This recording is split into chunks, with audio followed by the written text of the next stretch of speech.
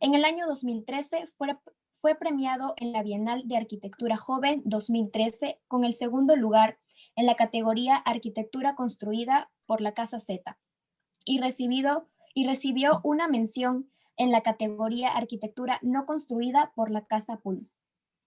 Entre sus obras destacan, además, la Casa Oso en Cieneguilla 2011, la Casa P12 Cañete 2012, la Casa Z Cañete 2012, la Casa Blanca Cañete 2013, la Casa Ave Cerro Azul 2014, la Casa Lapa Pucusana 2015, el edificio Paquidermo Playa Santa María 2017 y por último la Casa Litium Olivar de San Isidro en el 2018. Le cedo la palabra, arquitecto, para que pueda dirigirse a los presentes de esta tarde. Adelante, arquitecto, lo escuchamos. ¿Cómo están todos? Primero que nada, agradecerles por la invitación. Para mí siempre es bien bonito ser parte de estos eventos. Y básicamente lo que quiero ahora es compartir con ustedes, hacer un breve recorrido por algunas de nuestras obras más importantes y contarles algunos detalles con respecto al diseño directamente o por ahí anécdotas relacionadas a los proyectos. Le voy a compartir pantalla. Me confirman si se ve bien. Ahí la llegan a ver. Sí, arquitecto. Sí, arquitecto. Ya. A ver, arrancamos con la Casa Oso. La Casa Oso es lo que yo diría uno de mis, a ver cómo decirlo, es uno de los proyectos más importantes para mí por varios motivos. En primer lugar, porque es una casa que yo diseñé para mis papás. Esto fue, si no me equivoco, alrededor del 2011. Es una casa de campo que está en Cieneguilla. Y llegó en un momento muy particular porque yo estaba en ese entonces, como uno va haciendo, va aprendiendo mientras avanza. En ese entonces teníamos 2 proyectos en la oficina y yo sentía que no podía más con mi vida, con la carga laboral. Era tremendo manejar 2 proyectos y no sabía qué iba a hacer. Era una época en la que yo además no veía muchos referentes, no quería verlos porque sentía que copiaba. Ya después fui aprendiendo con el tiempo que esa era una idea totalmente equivocada y que uno tiene que ver referentes. Y que además no solo es bueno verlos, sino que no debe limitarlos, en nuestro caso, que somos arquitectos, no deberíamos limitarnos a ver referentes de arquitectura, sino en general todo lo que de alguna u otra manera nos pueda estimular. Entonces, en ese contexto aparece mi madre y me dice que había comprado un terreno en Cieneguilla y que quería que le diseñe una casa. Yo me acuerdo que hasta medio que me molesté con ella porque era como que, o sea, no puedo creer que no entiendas que no tengo más tiempo y tú pretendes que te diseñe una casa.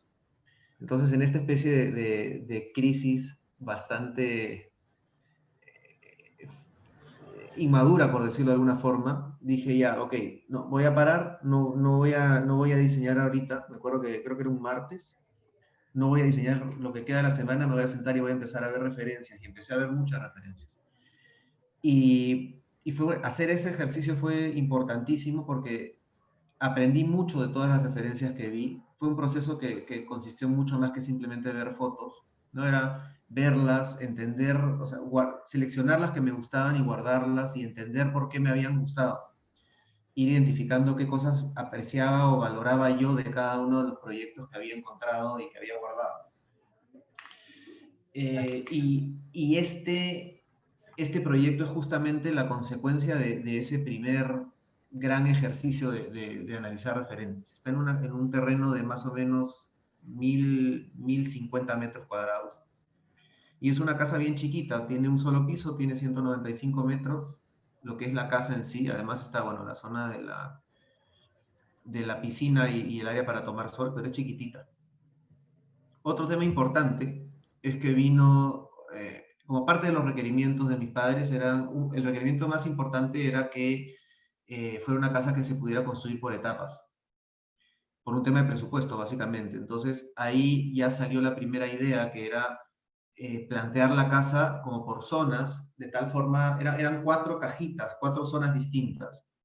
La social, la de servicio que está detrás de la social, la del dormitorio principal y la de los dormitorios secundarios que está detrás del dormitorio principal. Al final, por estas cosas que a veces pasan, se acomodó la economía de mis padres en ese momento y pudieron hacer la casa de golpe. El plan de ellos era irse a vivir ahí. En esta zonificación de la que les hablaba hace un ratito, hubo un punto bien importante y era la capacidad que tuviera la casa para integrar la zona social interior con la exterior y al mismo tiempo proteger la zona privada de los dormitorios. Es por esto que aparecen estos muros de concreto que de alguna u otra manera, como si fueran, no sé, paneles protectores, ocultan todas las zonas privadas de la casa y dejan solo la social expuesta, que además la social se manifiesta, y eso es algo que trabajamos mucho, con un volumen vidriado, expresando un poco el carácter de las actividades que dentro de él se desarrollan. En contraste con esto, detrás de estos muros, este es el muro que estábamos viendo en la foto anterior, está ya la zona privada, que también tiene su propio jardín. Entonces, los usuarios de aquí y los de acá podían salir y disfrutar del exterior, están sin ser necesariamente parte de una eventual reunión que se desarrollara en este sitio. Entonces, estamos hablando de estos posibles rincones que se generan y estos usos simultáneos que se pueden dar sin que unos interfieran con otros. Bueno, acá podemos ver un poco del tema de la materialidad de la casa. En la oficina nos gusta muchísimo jugar con lo que puede ser la rusticidad de los materiales, y entre comillas, mientras peor trabajados estén, digo entre comillas porque claramente no es que se busque que se trabajen mal, sino mientras más honestos y simples puedan ser, a nuestro modo de ver, es mejor. Entonces, en este caso, bueno, simplemente un entablillado de madera en el encofrado, se vacía el concreto y el muro luego se desencofra, queda tal cual sale del encofrado y se ilumina. Entonces, esta supuesta imperfección, estas manchas, son justamente lo que lo hace perfecto, o atractivo en todo caso. Esto acompañado con una vegetación que siempre, desde mi punto de vista, debería ser como silvestre, para reforzar esta idea de que estamos en la naturaleza, de que no todo es perfectito, ¿no? Sino todo lo contrario, justamente rústico, natural, entre comillas, aleatorio. ¿No? Acá, bueno, otra toma de lo mismo. Y acá nuevamente, ¿no? La iluminación para acentuar ciertos detalles. La idea también de trabajar cada rincón de la casa. Esto es simplemente la salida de los dormitorios secundarios. Cuando uno sale de los dormitorios puede venir por acá y salir al jardín, o venir por acá y recorrer el pasillo que te lleva a la zona social de la casa. Entonces, lo que de alguna u otra manera pudo haber sido trabajado como simplemente un pasillo que nadie va a ver y que no tiene mayor importancia y como consecuencia no se le hace mucho caso, nosotros lo aprovechamos o mejor dicho, le damos la importancia que ese rincón merece y simplemente lo resaltamos. Y con darle una vuelta más al diseño, o más que una vuelta más, con prestarle atención al diseño, logramos un rincón que termina siendo, en mi opinión, bastante bonito. Acá la idea de que estos dos pasillos principales que tiene la casa están rematados por vidrio, por cerramientos transparentes. ¿Por qué? Porque lo que queríamos es que uno al recorrer la casa tuviera siempre un remate natural, que hubiera verde, que viera siempre el verde en el exterior y pudiera así recordar constantemente que estaba en la naturaleza, ¿no? Fuera de la ciudad. Acá, en fin, un poco más de fotos de detalles, las texturas, nuevamente el concreto, el cemento estampado, el tema de que haya continuación entre el trabajo en madera con respecto al concreto, los muros tarrajeados trabajados con un tarrajeo de arena gruesa para darles también cierta textura, ¿no? Y este es el bloque de los dormitorios secundarios visto desde atrás, donde aparece nuevamente el muro de concreto como un detalle. En este caso, entra y separa el bloque en dos, generando el espacio para los dos dormitorios. Por estos vacíos se ilumina y ventila los baños de estos dormitorios secundarios, y la idea era que acá hubiera plantas. Creo que nunca se llegaron a poner. ¿Por qué nunca se llegaron a poner? Ese es un punto importante que no comenté, y es que si bien yo diseñé esta casa para mis papás, ellos nunca se llegaron a mudar ahí. O sea, se iban a mudar, la idea era vivir ahí, pero nunca llegaron a hacerlo porque poco tiempo después de, mejor dicho, cuando se estaba a punto de terminar de construir la casa, mi papá se enfermó y finalmente falleció. Entonces nunca se llegaron a mudar, y es por eso que no sé si se han dado cuenta, pero no hay un solo mueble en la casa. Es más, hay ambientes que ni siquiera se llegaron a terminar. Y eso es algo que a mí me encanta de este proyecto. O sea, no el hecho de que no se haya llegado a terminar, sino que incluso sin estar terminada la casa, resultó siendo un proyecto bastante atractivo, que felizmente y afortunadamente ha tenido un reconocimiento importante. Y eso me ha hecho cuestionarme mucho sobre el nivel de detalle al que llegamos, y ha sido como bastante estimulante a lo largo de mi carrera, porque es como que sí, o sea, nuestras casas, independientemente de qué trabajo de interiorismo reciban después, ya sea propuesto por nosotros o por algún otro profesional, tienen que ser capaces de, como que tuvieran que ser todo terreno, capaces de soportar lo que sea que venga, ¿no? Y es un poco la idea. Esta es una toma de la zona social interior, donde trabajamos la chimenea como una piedra. Fue bastante difícil de trabajar en realidad, empotrada en el piso, el tema del ducto suspendido. Acá lamentablemente no se había trabajado todavía el tema del paisajismo como se tenía en mente, pero la idea era que todo esto pues fuera verde, con arbustos grandes, crecidos, árboles también que nunca se llegaron a poner. Este bloque revestido en madera es una especie de cubo que contiene al baño de visitas, ¿no? O sea, el baño de visitas está muy cerca de uno, pero totalmente camuflado. Acá, bueno, nuevamente una foto de lo que es la chimenea. Este es el acceso al baño que les decía. Acá está el tema de la continuación de las tablas, tanto del encofrado como de las puertas en sí. Lo mismo que acá, ¿no? O sea, la puerta llega hasta aquí, pero el encofrado sí. O sea, hubo un cuidado particular en los detalles en sí. Esa es otra toma. Acá está el tema del remate del que les hablaba. Los corredores, en este caso, que es el principal, con el techo un poco más alto, un tema de jerarquía. También nos permitía una ventilación cruzada, en fin, varios detalles que vimos en la casa. Acá, este es el mismo corredor, pero desde el otro ángulo. Las texturas. Y pasamos a la casa topo. A ver, acá se vienen dos proyectos donde... A ver, perdón, antes de pasar a la casa topo. Como les decía, la casa oso es muy importante para mí, y les dije que por varios motivos. Algunos quizás no vienen al caso comentarlos ahorita, pero principalmente porque fue la casa que diseñé para mis papás, y segundo porque fue el primer proyecto en el cual no puedo decir que me esforcé al diseñar, porque creo que en todos me esforcé al diseñarlos, y sobre todo, o mejor dicho, desde los primeros, pero fue el primero con el cual yo hice un ejercicio de análisis de proyectos referenciales y de entender la arquitectura, y ese fue el resultado de ese ejercicio.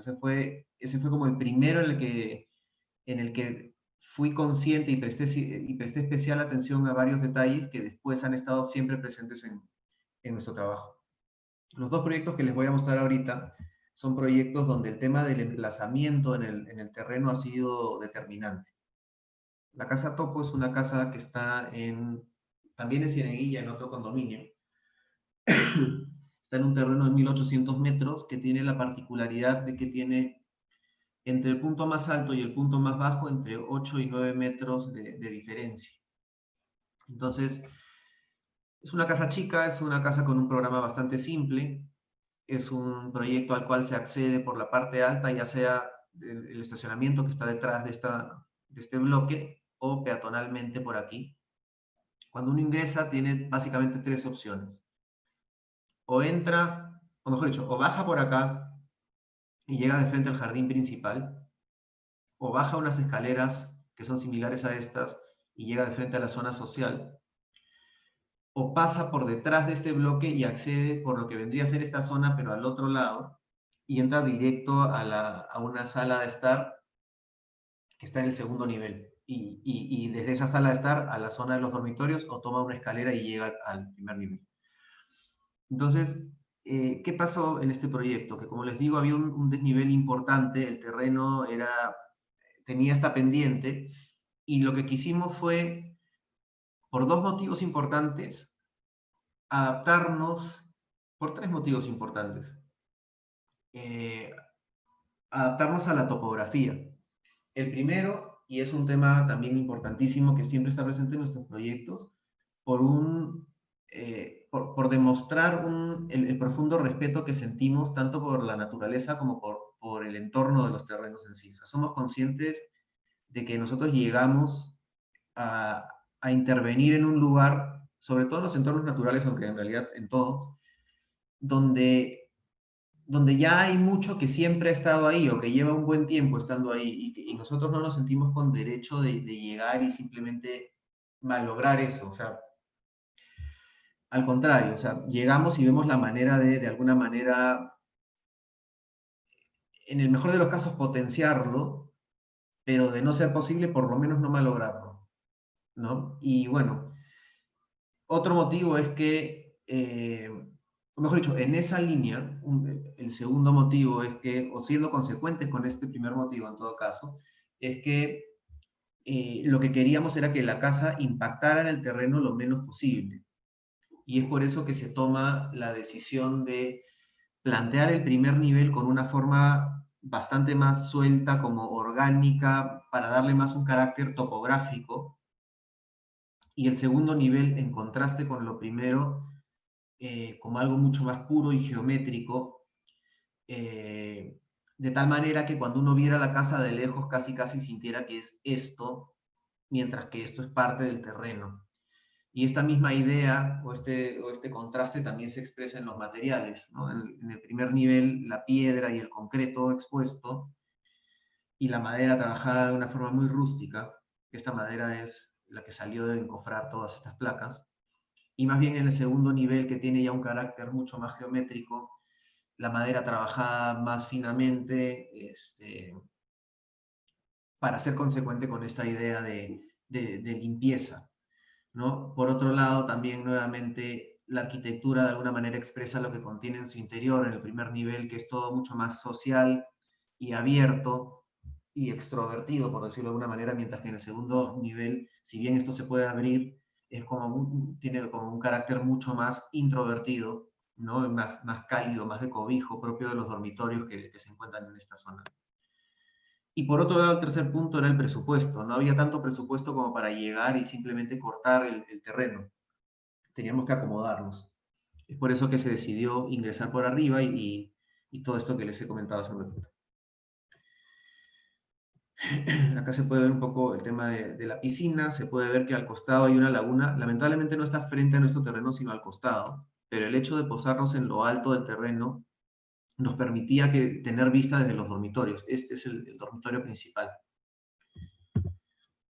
Esta es una vista desde la piscina, ¿no? La piscina trabajada también con la misma piedra de Talamoye, que es la que tenemos en el piso, para darle una sensación como de poza natural.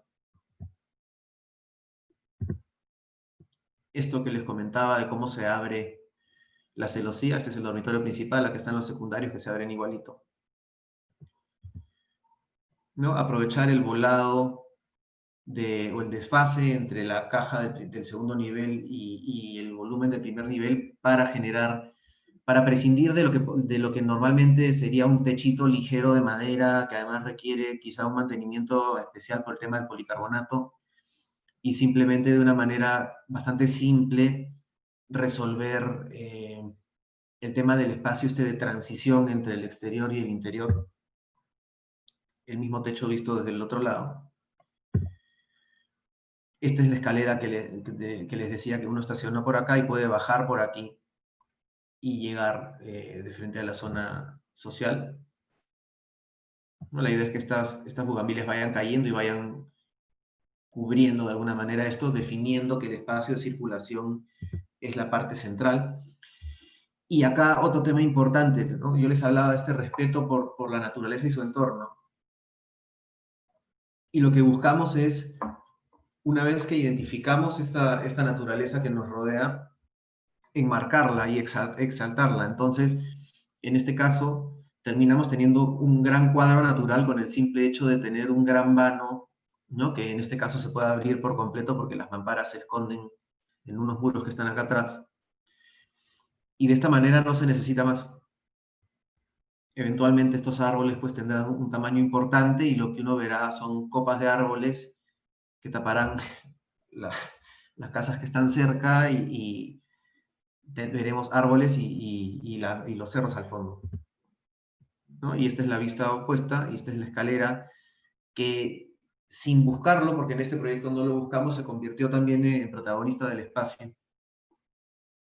Es como una especie de anfiteatro. En este caso, la cocina que está acá tiene un cerramiento corredizo que nos permite cerrarla y ocultarla cuando queremos o abrirla e integrarla cuando se necesita. Lamentablemente para la sesión de fotos no habían puesto, creo que se habían puesto, pero no habían crecido todavía las plantas de aquí. Pero la idea es que esta pared sea verde. Y bueno, algunas fotos de algunos detalles.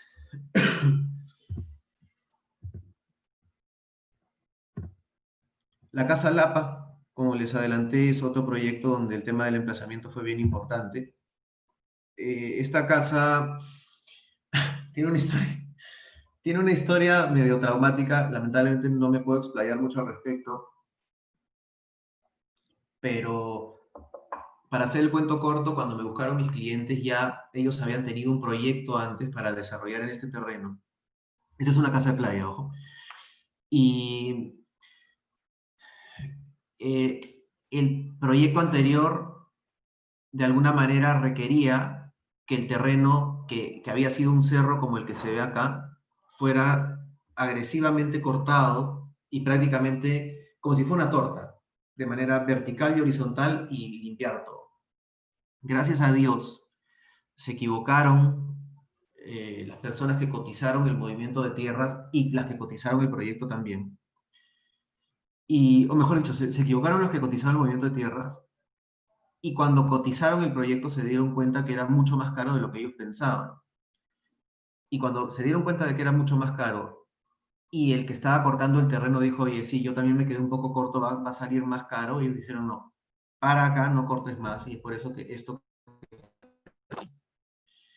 Y vamos a ver qué hacemos. Y en ese vamos a ver qué hacemos, no sé cómo llegaron a nosotros. Y me acuerdo clarito que me dijeron, pucha, Martín, el terreno está así, hay que tratar de no cortarlo más, por favor. Y yo vi, o sea, fui a verlo y les dije, oye, más bien, por favor, yo les pido que no lo cortemos más. ¿No? Porque acá nuevamente el tema del respeto por el terreno y su entorno. No quiero señalar a nadie, pero estoy seguro que no es necesario. Y, y la idea de que nuestro proyecto, si bien el terreno, como les digo, incluye todo esto, hubo un ejercicio de, no sé si decir humildad, pero en todo caso sí toma de conciencia. Entonces, ¿qué pasa? Nuestro proyecto, identificamos, mejor dicho, conversando con el cliente, que en realidad no necesitaba tanto como él pensaba, o como ellos pensaban. No sé por qué en esta playa en particular, mucha gente piensa que porque tiene un terreno de, no sé, 600 metros cuadrados y puede construir 3 pisos, respetando obviamente las áreas libres, se tienen que ir al máximo y tener una casa que en teoría, por lo menos desde mi forma de verlo, debería ser simple de mantener y, en fin. Pucha, en realidad resulta que hay mucha gente que en realidad no necesita tanto, ¿no? Y que más bien, sí, si tienes un terreno grande, perfecto, puedes aprovechar muchas de esas áreas que no necesitas construir porque no necesitas una casa tan grande para generar rincones que te den aire y esta sensación de que estás fuera de la ciudad. Y eso es un poco lo que hicimos. Entonces, en esa línea, primero identificamos que, conversando con el cliente, que no necesitaba una casa tan grande. Segundo, que esto casaba perfecto con el hecho de que tampoco tenían tanto presupuesto. Entonces, la casa, al ser más chica, también era más barata. Y tercero, independientemente de que la casa de por sí no iba a ser tan grande, yo quería que se sienta aún más chica. Entonces, en esa línea, nuevamente jugando un poco con el tema de la topografía y la naturaleza, planteamos la casa como si fueran dos elementos. Si bien hay 3 pisos, es como que fueran 2 elementos. El primero es una suerte de gran zócalo habitable, que lo que hace es igualar su altura con respecto de lo que había quedado de la piedra, entonces se convierte en una especie de continuación de esta piedra, de este terreno. Y este zócalo contiene al servicio el estacionamiento y el hall de ingreso. Y sobre este zócalo, casi como quien pone una cajita, tenemos 2 niveles, los 2 niveles principales, digamos. La zona social, en lo que vendría a ser el segundo nivel de la casa, planteada como una especie de gran canchón, que con simplemente deslizar unas mamparas se integra por completo al exterior. Y además por sus mismas dimensiones también visualmente se integra al exterior. Acá la piscina, en fin, la terraza. Y en el tercer nivel, todo lo que vienen a ser los dormitorios. Esa es otra toma, bueno, frontal de la casa. El lateral como un gran muro blanco que sirva de fondo a lo que eventualmente será un árbol importante. Ahí estaba creciendo todavía. La base para reforzar esta idea de elemento natural y suavizar un poco esta línea con una viga jardinera que nos permitiera poner en este caso ichu y que esto se fuera desordenando y en fin, tomando un carácter mucho más silvestre. Este ya es el hall, ¿no? O sea, esto es cuando está detrás de esto de acá.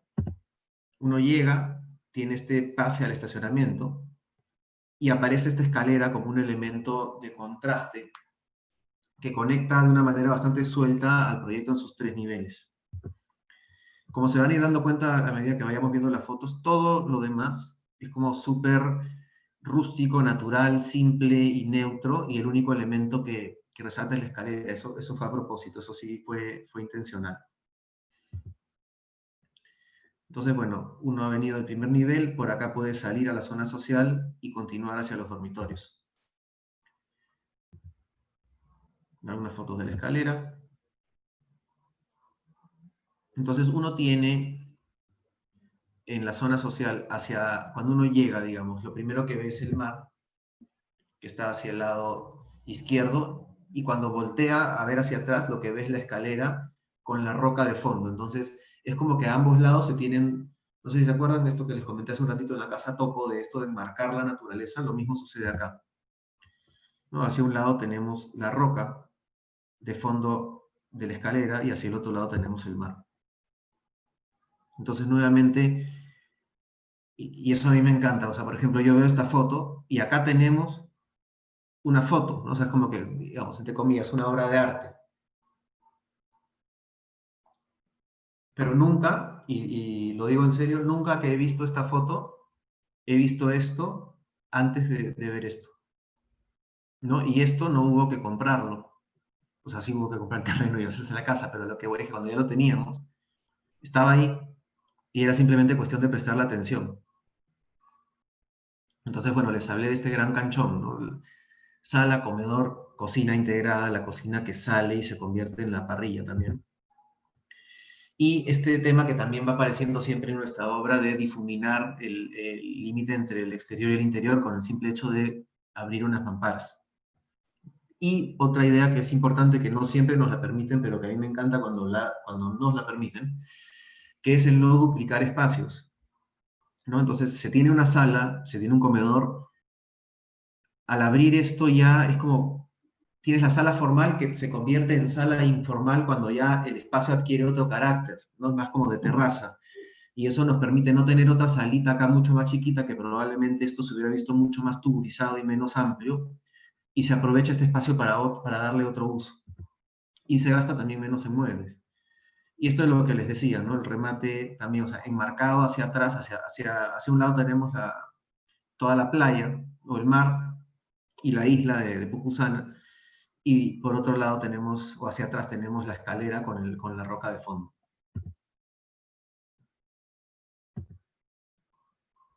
El edificio Paquidermo, este es un edificio que está en Santa María. Este se los muestro, va a ser muy rápido, se los muestro básicamente por el trabajo que hicimos en las fachadas, la idea de fachadas. ¿Qué pasa? Este proyecto tiene tenía dos fachadas. Está en un terreno que tenía dos frentes, mejor dicho. Este, que es el que estamos viendo, da hacia atrás y es el frente que está en la parte alta. El que da hacia adelante da hacia el mar y está un piso por debajo de este. Esta foto ha sido tomada digamos, parado, el fotógrafo estaba parado en la pista, y detrás de él lo que tiene es un edificio de 8 pisos, creo que tiene 8 pisos, donde vive gente que por varios años lo que tenía o lo que veía desde sus departamentos era la casa que se ubicaba en este terreno, que era la casa de mis clientes. Ellos habían vivido, creo que habían tenido esa casa desde chicos. Son 3 hermanas, la casa era de los papás. Cuando los papás mueren, las 3 hermanas heredan la casa y la comparten por varios veranos. Conforme fueron creciendo y formando sus familias, el compartir la casa era cada vez más complejo, y llegaron a un momento en el que decidieron tumbar la casa y hacer un edificio donde cada una tuviera un departamento. Entonces, claro, pasar de un proyecto que tenía 2 pisos a uno que por encima de la pista ya tenía 4 y no 2, fue bastante incómodo para la gente de atrás, pero al mismo tiempo ellas no querían que estos 8 pisos de departamentos las vieran. Entonces me dijeron: Martín, tú haz lo que quieras, lo único que te pedimos es que nos des privacidad. Y es así como sale la idea de retirar el proyecto, porque el terreno está aquí, de retirarlo con respecto del vecino que está al costado. Y nace así lo que vendría a ser una tercera fachada. Teniendo esas 3 fachadas, sale la idea, o sea, teniendo esas 3 fachadas y analizando la situación del proyecto, sale la idea de que cada una tuviera un carácter distinto, ¿no?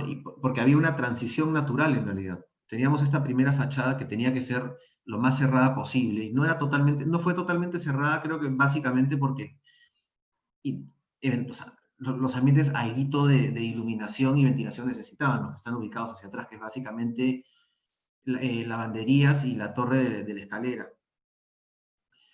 Hacia el costado, los dormitorios, que es un pasaje que se va abriendo como en diagonal, y que llegan incluso estos dormitorios a ver el mar. Entonces esta fachada lateral es como semiabierta, y ya más bien hacia el mar, la fachada totalmente abierta. Además de que la disposición de estos vanos, si bien parece aleatoria, no lo fue en lo absoluto. Se da algo que a mí me encanta, y es que conforme esto se va usando, se van prendiendo algunas luces, entonces siempre va cambiando la fachada, y eso sinceramente me parece súper interesante. Jenny, no sé quién eres, me está saliendo que estás levantando la mano, no sé qué significa eso. Karina, si por ahí alguien necesita intervenir, me comentan nomás, por favor. Alguna foto del detalle de la fachada, y esta es la fachada vista desde el malecón, desde el frente opuesto, desde el que da al mar.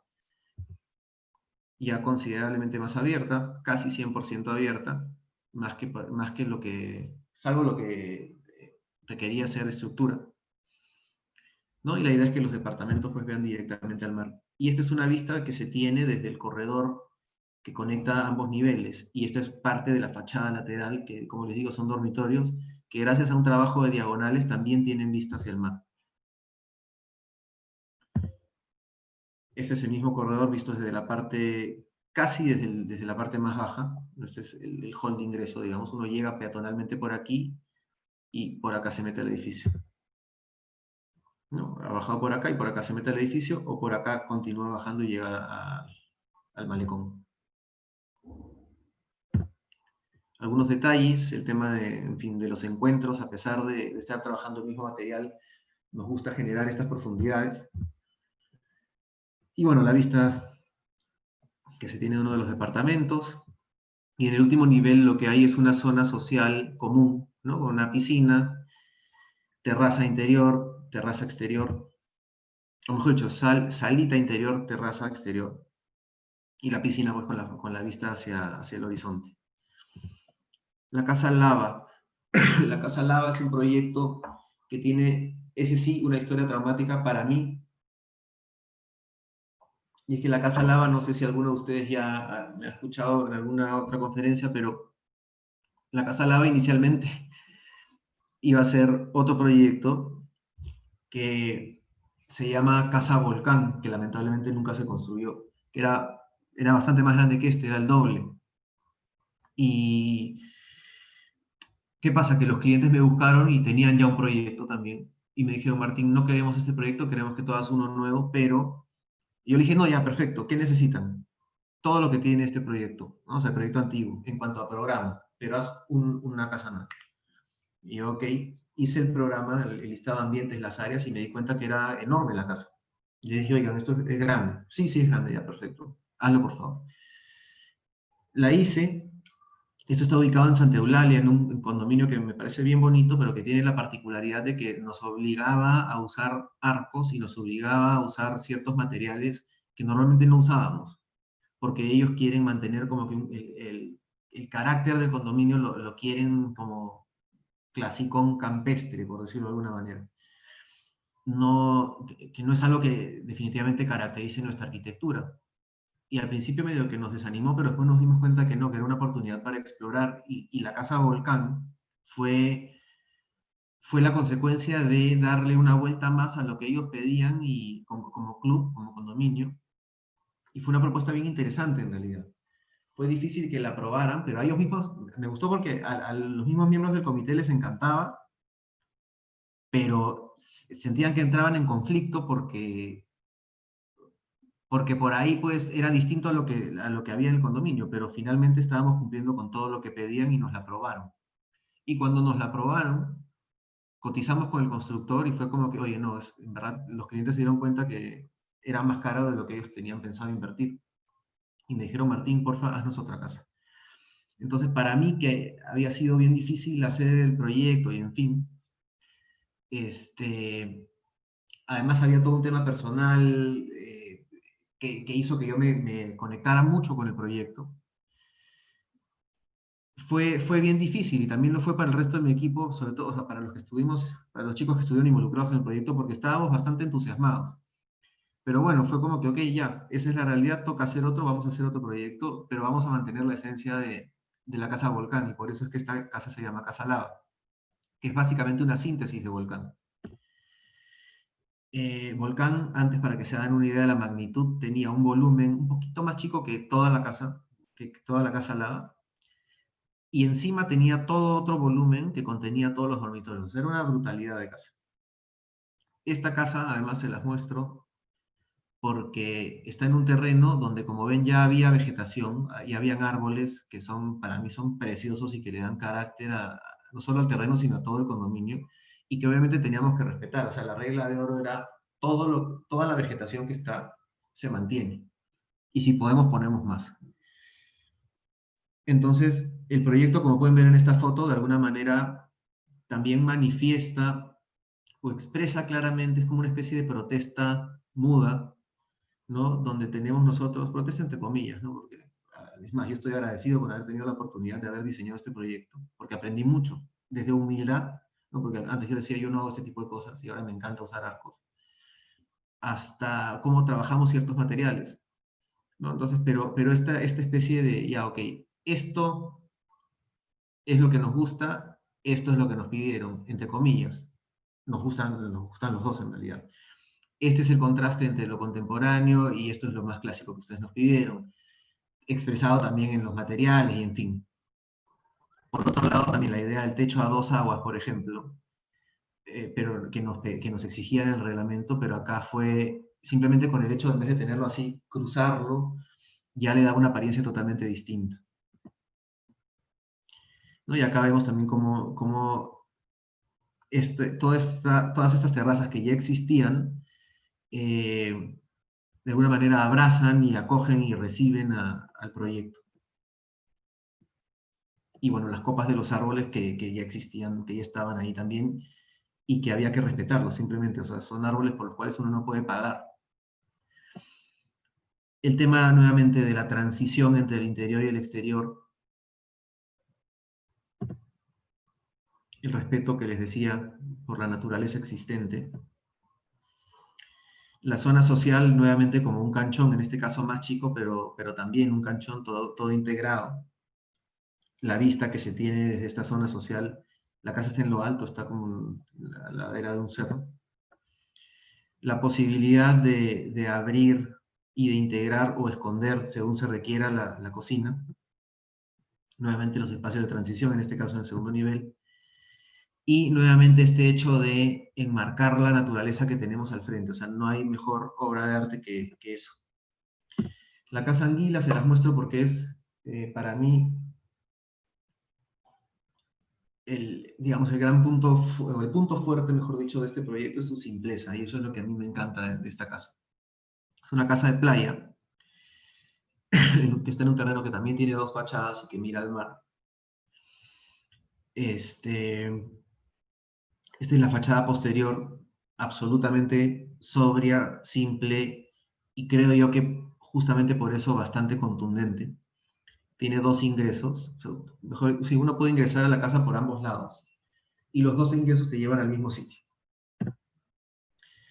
Esta es la fachada de adelante, eventualmente va a haber una casa por acá. Se ingresa por el nivel alto y se puede bajar al primer piso. En el primer piso básicamente los dormitorios, estando el principal hacia adelante, dormitorio y baño, y hacia atrás los dormitorios secundarios. En este nivel básicamente la zona social y de servicio. Entonces les decía que uno puede entrar por ambos lados, entra por aquí o por acá, y llega directamente, pasando a través de este patio, que es el patio central, llega y con lo que se da es con el mar. Esta caja de concreto contiene la cocina, que ahorita la vamos a ver, y si viniste por este lado, puedes bajar y llegar a la sala de estar, al dormitorio principal o a los dormitorios secundarios que están acá, hacia acá atrás. Nuevamente el tema de enmarcar la naturaleza, sala, comedor, terraza, el hecho de no duplicar espacios, la piscina, que nos ayudaba a, mejor dicho, la planteamos así para no tener ninguna baranda ni ningún elemento que nos bloqueara la vista, por lo mismo que hicimos, que estructuralmente planteamos la casa de tal manera que no cayera ninguna columna al medio que nos bloqueara la vista también. Ese es un tema que siempre está presente en nuestras casas también, que es el reto estructural, ¿no? O sea, sí, ok, hay que invertir un poquito más en la estructura, pero vale la pena porque no tienes nada que te bloquee.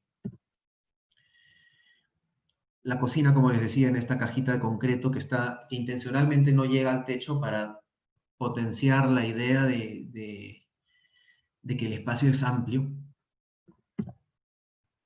Y esto que les decía, ¿no? De la piscina que no tiene límite, no tiene nada que te bloquee la vista. En este caso también revestida en piedra. Y abajo igual, ¿no? O sea, la piscina es una estructura de concreto que está en voladizo, de tal manera que acá tampoco caigan columnas y tienes todo esto total, que es el horizonte, totalmente enmarcado sin nada que te bloquee, que te lo bloquee.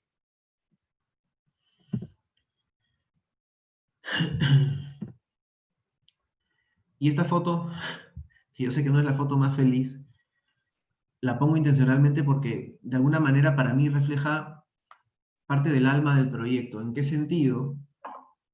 Como les dije al principio cuando empecé a hablar de esta casa, lo que más me gusta es su simpleza. Y esa simpleza está en todos los rincones de la casa y este es el baño de visitas que a veces uno siente que, uy, tiene que ser lo más bonito porque viene mi visita y, en fin, acá nos vamos a lucir. Pero no, o sea, acá no hay nada que... No hay que engañar a nadie. No se busca engañar a nadie ni mucho menos. Simplemente, ¿qué necesitas? Pucha, una repisita, un tablero súper fácil de mantener y ya está. Y eso es. Y un espejo. La casa gato, ya lo que queda es poquito, se los voy a pasar rápido. La Casa Gato es un proyecto donde, digamos que para mí el gran protagonista, además del espacio totalmente integrado, que es esto que les hablaba hace un ratito, es el tema de la fachada en sí. hay una transición que va desde lo totalmente opaco. La Casa Gato tiene, perdón, 3 fachadas, ¿no? Y nuevamente, el tema de lo totalmente opaco que está en la fachada posterior, que se va abriendo para terminar totalmente abierto hacia el mar. Está en una playa en primera fila. Entonces, hacia atrás totalmente cerrado y se va abriendo. Y esta seguidilla de columnas lo que nos hacen es una suerte de textura, que además al estar iluminada da un efecto bien bonito. Lo social como un gran canchón, los materiales austeros, nuevamente aquí, en contraste con las líneas muy simples, muy limpias. La idea de no tener elementos o estructuras, perdón, en la esquina justamente para no bloquear la vista. Esta casa va a tener eventualmente un vecino, pero el vecino está más atrás. Entonces, aprovechamos eso justamente para dejar la esquina abierta y que siempre pudieran apreciar el mar de esta manera, o el horizonte de esta manera. Estos espacios planteados como canchón nos permiten mover los muebles como nos dé la gana. Si se vuelven locos y hacen un fiestón, sacan todo y pueden bailar ahí. Y tiene además, bueno, este patio central, y este es el dormitorio principal, que para muchos era una locura que lo hubiéramos puesto hacia atrás, pero de alguna manera también tiene vista al mar. El tema de trabajar algunos muebles en concreto, detalles de iluminación para resaltar las texturas. O sea, si se dan cuenta, son varios temas que están presentes, algunos dependiendo del proyecto con más o menos fuerza, pero en todos los proyectos. Y este es el sótano, que gracias a este patio, y bueno, a las ventanas que abrimos aquí, uno no siente estando ahí que está en un sótano. Creo que quedan solo 2 proyectos, la Casa Ave, también de 3 pisos, nuevamente la idea de no agredir, esto está en un cerrito, en lo alto de un cerro, en una playa como a 118 kilómetros al sur, 120, 118 por ahí.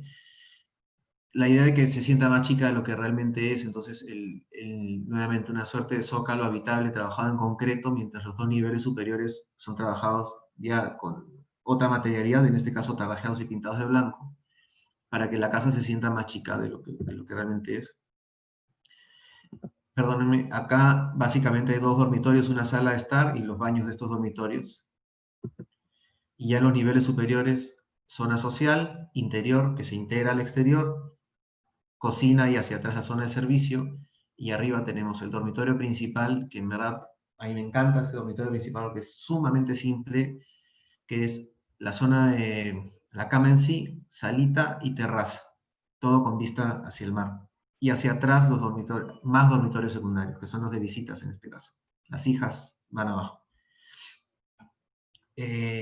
Acá nuevamente el tema de con solo correr las mamparas integrar el exterior y el interior, difuminar este límite. No pude ganar en este proyecto la batalla de no duplicar espacios, pero creo que por lo menos sí logré que no duplicaran el comedor. Entonces ya eso para mí fue bastante.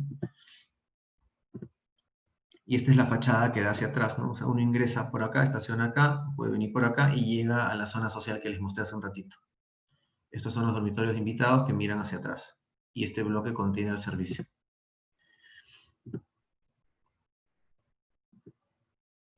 La casa Cuoca, no, creo que ahora sí faltan 2 nomás.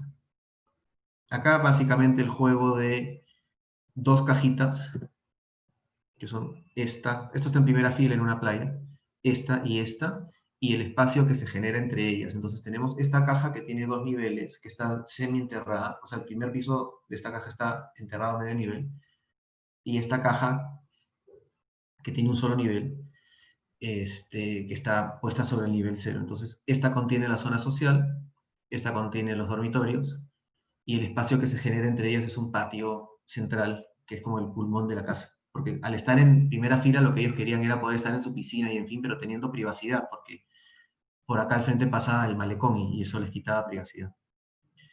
Y otro gran tema es que estas 2 cajas y el vacío que está entre ellas está envuelto y abrazado por este cobogó o esta celosía de concreto, pintada de blanco. ¿No? Incluso el tema de la puerta de acceso secundario trabajada con el mismo detalle para que desaparezca, entre comillas. Esta es una vista desde el patio, los dormitorios están acá protegidos por esta celosía blanca. la piscina como un acento de color, la vista hacia el mar. Como les digo, por acá pasa gente, entonces ellos querían privacidad. Los materiales, como pueden ver, sumamente simples, de muy fácil mantenimiento. Y ya para terminar, la Casa Blanca, cuyo gran tema, y que también ha sido bastante importante en mi carrera, es esta escalera naranja como un gran acento. El resto de la casa, y lo pueden ver en todas las fotos, es sumamente simple en cuanto a diseño y en cuanto a materiales y colores.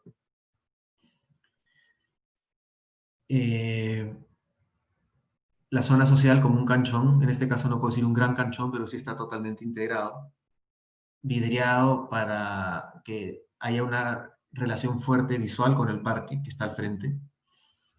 Y aparece la escalera como un elemento muy potente y disonante con respecto del resto de la arquitectura. Detalles también muy sutiles, como que la mesa, también diseñada por nosotros, no tenga apoyos acá y en fin, vuele y sea muy, muy limpia, pero yo creo que de 10 personas que ven la foto, ninguna se da cuenta que esto vuela. Todos se quedan mirando la escalera y eso, no sé, me parece interesante, me parece bonito. Estamos dirigiendo la atención de las personas en la escalera, pero cuando uno hace una segunda o una tercera lectura empieza a darse cuenta de que en realidad todos los detalles han sido cuidadosamente pensados. La escalera conecta la casa en sus 3 niveles, que tiene un sótano, el primer piso y la terraza. El dormitorio con la posibilidad de cerrar esta celosía o abrirla dependiendo si se necesita o no, privacidad. En fin, la cocina como algo bastante simple. Y eso es, no sé si tienen alguna consulta.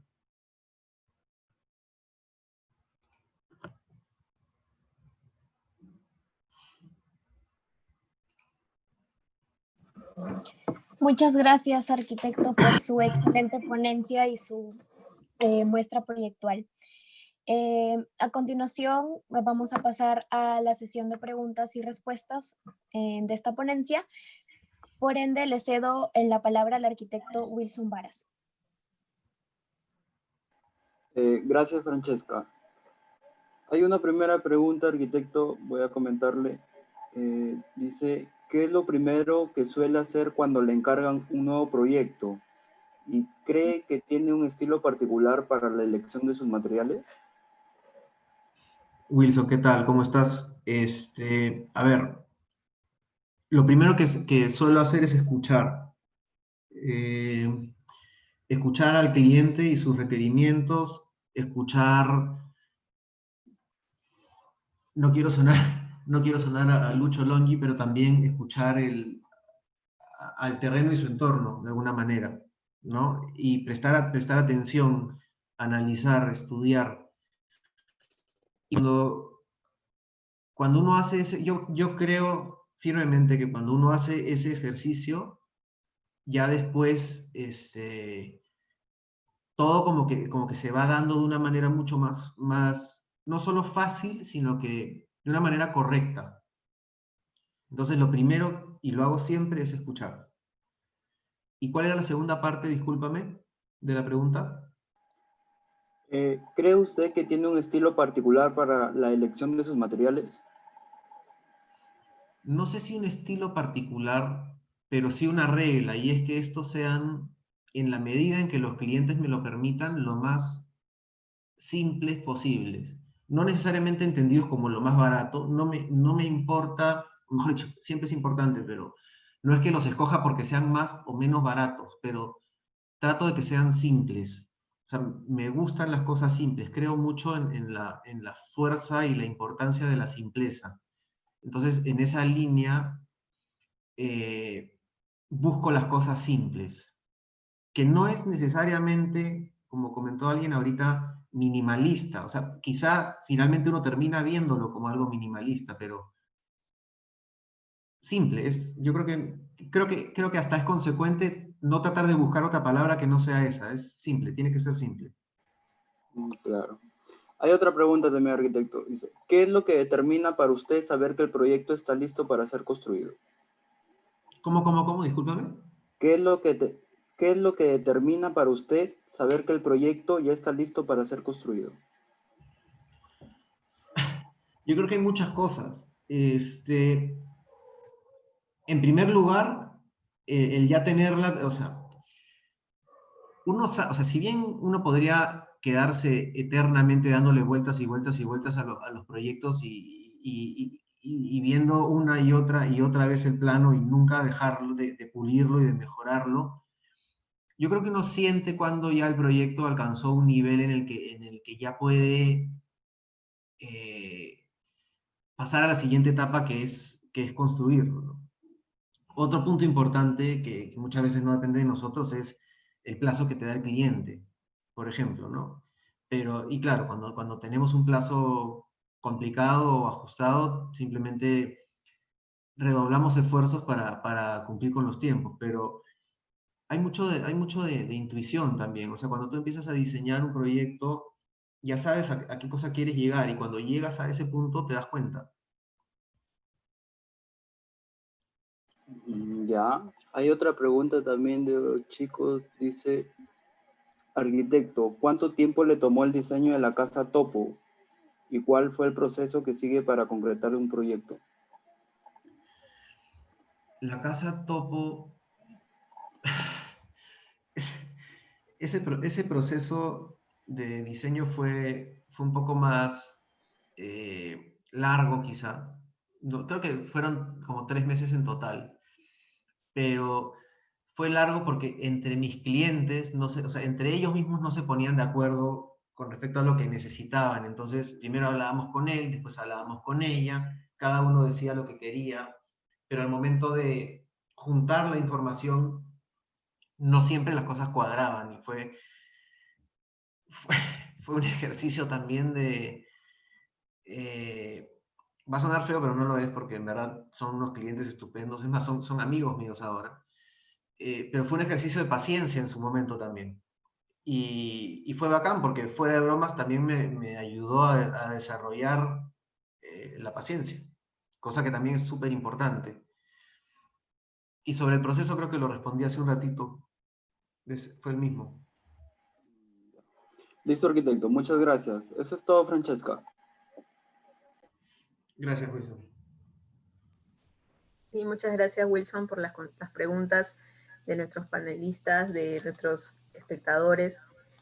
Particularmente, yo sí quisiera agregar una pregunta también que está dentro de la ronda de preguntas, que es, ¿qué consideraciones nuevas cree usted que debe considerar la construcción o el diseño de las nuevas viviendas considerando la etapa post-COVID en la que estamos viviendo? Si existe alguna consideración adicional que contemplar en ese diseño de viviendas.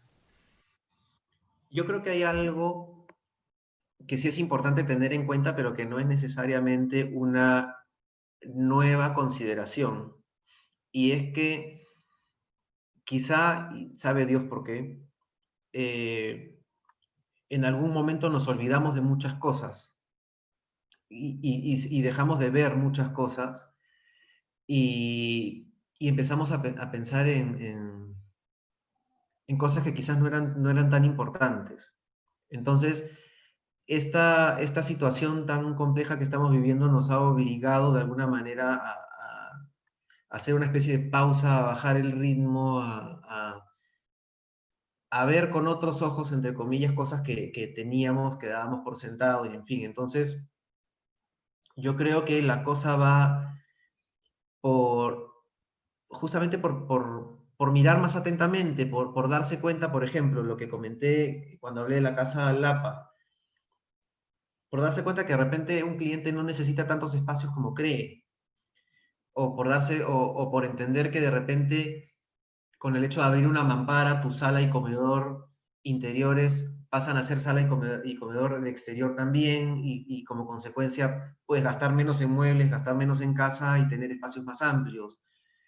Creo mucho en la versatilidad y, y esa versatilidad con la que, me imagino que todos, pero yo también me he tenido que, o he tenido, con la que he tenido que lidiar para sobrevivir a esta cuarentena como consecuencia de la pandemia, es una versatilidad que aparece en nuestra obra y que ha estado, no sé si siempre, pero desde hace ya un buen tiempo, ¿no? Y estos espacios, por eso hablo tanto del canchón o del gran canchón, porque son espacios donde tú puedes ir y hacer lo que te dé la gana, ¿no? O sea, y acomodarnos como te dé la gana.